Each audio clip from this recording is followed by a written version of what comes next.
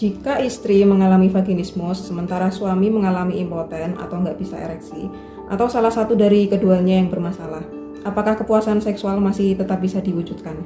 Oke, ini jadi bicara seksologi ya. Meneruskan konten sebelumnya tentang vaginismus gitu ya. Maka ini saya pikir menarik ya. Apakah orang dalam kondisi vaginismus gitu ya, itu juga bisa mendapatkan kepuasan seksual dengan suaminya ya, atau sebaliknya? Apakah suami yang mengalami impoten atau tidak bisa ereksi itu juga bisa mendapatkan kepuasan seksual? Atau jika kedua-duanya nih, yang satunya vaginismus, yang satunya tidak bisa ereksi, gitu ya. Nah, kira-kira bisa nggak ya kepuasan seksual itu didapatkan? Menurut saya begini ya, masalah mainstream kepuasan seksual itu memang seringnya mayoritas itu adalah dengan intercourse atau hubungan langsung atau penetrasi langsung. Padahal sebenarnya ya itu juga bisa loh outercourse, yaitu kepuasan seksual yang dapat dilakukan dengan tanpa harus penetrasi langsung. Karena dari sisi ilmu yang pernah saya pelajari, kepuasan seksual itu atau kehidupan seksualitas itu sangat dipengaruhi oleh kognitif kita, oleh cara berpikir kita. Katakanlah ada pasangan suami istri yang di dalam pernikahannya mereka memilih alat kontrasepsi kondom. Kalau sejak awal dibangun bahwa itu nggak enak, nggak bisa mengantarkan kepuasan seksual, ya dia akan terhambat kepuasan seksualnya itu dengan menggunakan kondom. Tapi kalau sejak awal pernikahan, ya dia meyakini bahwa walaupun dengan alat kontrasepsi, maka mereka juga bisa menikmati kepuasan seksual, maka itu juga akan mempengaruhi bahwa dia juga akan bisa mendapatkannya. Jadi memang akan tergantung pada otak kita.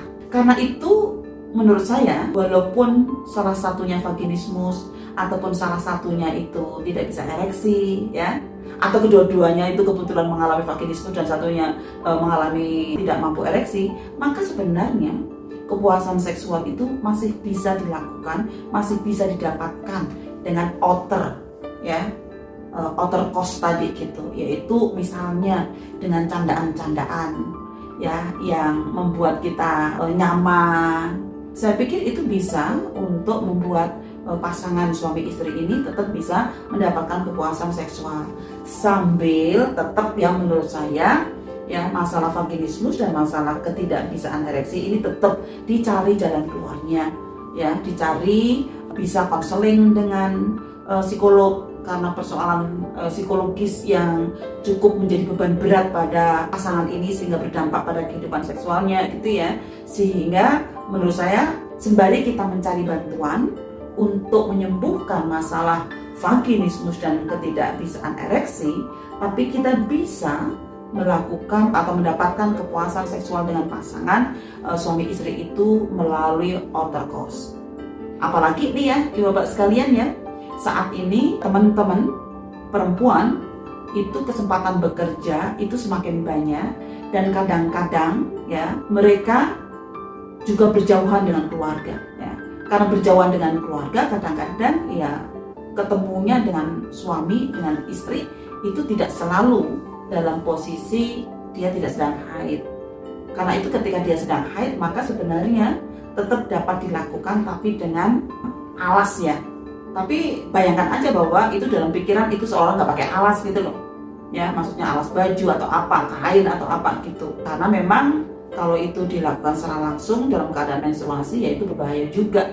Itu apalagi ya memang ajaran agama tidak membolehkan ya terkait hubungan seksual suami istri ketika istri sedang haid ya, yang dimaksud adalah ketika itu dilakukan secara penetrasi langsung. Tapi ketika itu dilakukan tidak dengan penetrasi langsung, karena itu akan tergantung pada kognitif kita, cara berpikir kita, maka menurut saya sih nggak masalah ya. Tapi dengan syarat bahwa itu adalah antarodin, yaitu saling ridho antara suami dan istri itu. Semoga teman-teman yang mengalami vaginismus ataupun yang mengalami ketidakbisaan ereksi ya bagi suami segera mendapatkan bantuan dan kemudian bisa melakukan hubungan suami istri tidak hanya outercourse tapi juga intercourse. Saya pikir itu Mbak, terima kasih.